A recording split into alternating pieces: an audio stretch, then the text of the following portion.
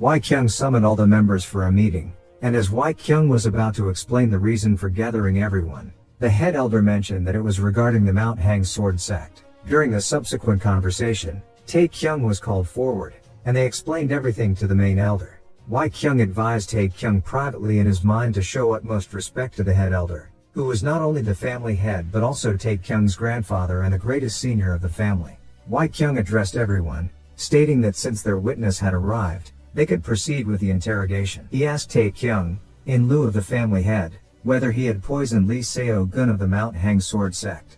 Tae-Kyung wondered what kind of nonsense this was. Tae-Kyung replied that it was pretty obvious he had nothing to do with Lee Seo-gun's poisoning. During the subsequent conversation, some members sided against Tae-Kyung, hoping to hand him over to prevent a war. They didn't even care whether he was guilty or not. They believed that if a war were to break out, hundreds of people would be killed or injured, and in the worst case scenario, the family might face total annihilation. They argued that handing over the third young master would avoid this outcome. Wai Kyung became angry and asked if they were willing to offer the life of the third young master without any valid proof. He questioned whether it was something an esteemed lord of the family should say. However, he quickly calmed down and stated that the match was fair and that the poisoning of Lee Seo-gun was plotted by someone else. He was certain that everyone knew this was the truth. He asked if they were willing to surrender themselves out of fear to an unknown enemy. Wai Kyung added that they didn't know when the Mount Hang sword sect would attack, but it was already too late to stop them. Therefore, their only option was to face them head on. Wai Kyung asked if they wanted to live and protect the family. If that was truly what they desired, they should assemble their men and prepare for battle. The head elder clapped his hands and praised the lesser family head, stating that he had always thought of him as a young boy but now realized he had grown up to be a splendid man. He mentioned that it was common sense to come together to fight off any beasts that appeared at their doors but questioned how the core figures of the family could talk about offering the life of their own to stop a war. Tae-Kyung never expected the head elder to be on his side. He thought that the one who had saved their asses was his older brother, yet they were wagging their tails for this old man. He had a bad feeling about this. The head elder raised Wai Kyung's hand and said that since the family head was not present, the lesser family head would undoubtedly take his place. He asked everyone to show support for the lesser family head in this incident, as those who opposed them wouldn't be able to do anything against the main family. Tae-Kyung thought, it can't be. Was this all part of their plan? Meanwhile, someone delivered a letter from the Mount Hang sword sect. Mortal enemies under the heavens, which means they can't coexist under the same sky and will do whatever they can to eliminate each other. The system alerted that the reality of war had been acknowledged by both parties, and the main quest war would now begin. Wai Peng curiously asked Wai Kyung, the head elder, I still can't figure out what his true intentions are. Tae-Kyung wondered to himself what kind of person the head elder really was and compared him to old politicians. He questioned whether the head elder was someone they could trust or if he had ulterior motives.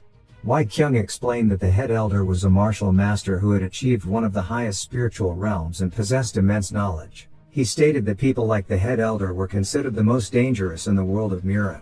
All the elders were under his command, and he was known for hiding in the shadows and manipulating others. Wai Kyung warned Tae-Kyung to be wary of the head elder but not to become his enemy. Wai Peng expressed his disdain for the elders, calling them disloyal traitors who deserved death. He mentioned that when the head elder suggested executing them, he had hoped that Wai Kyung would accept it. Wai Kyung replied that executing the elders would have caused internal strife within the family. He acknowledged that their current situation was not looking good, with the news of Lee Seo-gun's poisoning spreading and the reputation of the main family rapidly declining.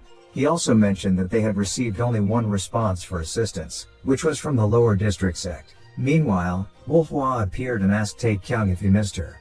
Tae-Kyung was surprised by her presence and quickly denied any involvement with her. However, he realized that he couldn't pull her away with his full strength. Wai Kyung instructed Tae-Kyung to pay his respects to Manhwa, who was revealed to be the province of Shanxi's branch leader of the lower district sect. Tae-Kyung then noticed that her level was 50, indicating her considerable strength. During their conversation, Manhwa explained that the lower district sect was willing to help the main family for profit and because she personally liked Tae-Kyung. They negotiated terms, and the lower district sect would receive half of the Mount Hang sword sect stores and goods, as well as exclusive control over their red light district. After discussion and signed agreement, system alerted Jin family of Taiyuan and the lower district sect has formed an alliance. The alliance shall last until the end of war. During night, Tae-Kyung thought this is all just graphics and illusions. Wai-Kyung said this is all my fault to go this far on kids who knew nothing about martial arts. Head elder said winners and losers. Both sides suffer the same losses. The family head of the Mount Hang sword sect Blade of Blood Lee Chan-bek. He is familiar with the ways of Wei, since he has lived the life of vagabond. Tae-Kyung, though, considering the situation, I don't think he should be talking like that. Wai-Kyung said, please be careful with your words. These kids are a part of the family. Head elder continued, no, these kids are no different than warriors. There will be countless more deaths like this. It is quite possible it is happening as we speak. Shan Yin, Ying Shen Shuo Zhou. These are all places that are in the immediate vicinity of the Mount Hang sword sect. It means that these were the only places they could have struck first, and you were fully aware of that fact. You knew a messenger pigeon would have done nothing, yet you still sent one, and it was because of your guilty conscience. I am not here to berate you. That is because you made the right choice. The war has only just begun. Everything comes at a price. You must never forget the fact that you are the lesser family head of the Jin family of Taiyuan, and you are responsible for feeding and nurturing the mouths of our people. Wai-Kyung thought it is vexing, but he is right. At times like these, I must remain focused. Elder Head noticed Tae-Kyung and said, is not that the sleeping dragon? If those rumors are true, then I believe it is important that someone from the main family joins the front line of this upcoming battle. And he questioned Wai-Kyung, what are your thoughts? Wai-Kyung replied, I believe you will be of great help for us. System alerted, a new quest has begun. The head elder wanted to assign Tae-Kyung to the combat force that was under the direct guidance of the elders. But with Wai-Kyung's fierce opposition, Tae-Kyung finally put into leader of the bodyguard reconnaissance team. Tae-Kyung thought, since the risk for the quest failure is unclear, I don't feel too good about this. But since I am part of the reconnaissance team, it should not be too dangerous. I know this is all just a game, but I still can't get those dead kids out of my mind.